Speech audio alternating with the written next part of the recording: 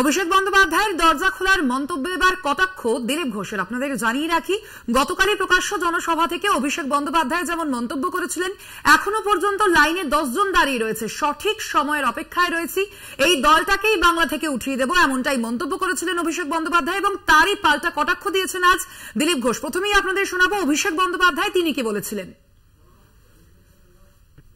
আরে বাড়ি থাকলে তো দরজা খুলবি, বাড়ি ঘর দরজা সব উড়ে যাচ্ছে, কবে খুলবে?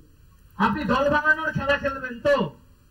আমাদের দুজনকে ভাঙিয়ে নিয়ে গেছিল দুটো সাংসদকে, একটা মীর জাফর, একটা গদ্দার 2020 সালে জয়েন করেছিল, তার বাবা আর তার ভাই। সঙ্গে সঙ্গে আপনি দেখবেন বিজেপির দুজন সাংসদ তৃণমূলে যোগদান করেছে, বাবুল সুপ্রিয় আর অর্জুন সিং।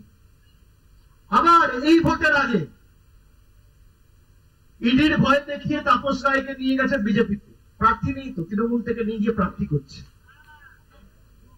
আমি সঙ্গে সঙ্গে 48 ঘন্টার মধ্যে ওদের আর একজন এমএলএকে ভাঙিয়ে তৃণমূলে নিয়ে এসেছি, এখনো 10 জন লাইনে আছে। ঠিক টাইমে দরজা খুলবো, এই দলটাকে উঠিয়ে দেবো বাংলা থেকে, আমি কথা দিয়ে যাচ্ছি, আপনারা ঐক্যবদ্ধ থাকুন। এর পাল্টা দিলীপ ঘোষ তিনি কি বলেছেন শুনুন।